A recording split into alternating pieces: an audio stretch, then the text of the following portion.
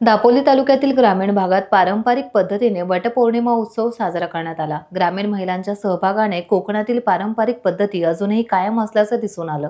प्रगती महिला मंडळ बोरिवली आडेवाडी येथील महिलांनी आपल्या गावात जुन्या पद्धतीनेच पारंपरिकरित्या वटपौर्णिमा निमित्त वडाच्या झाडाला बंधनाचे धागे बांधले। यामध्ये विशेषतः नववधूंचा समावेश होता।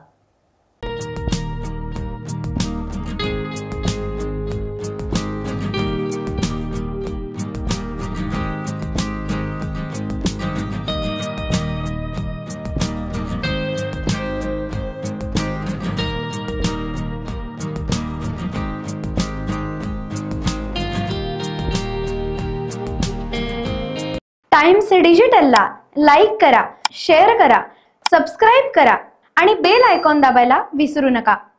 Times digital.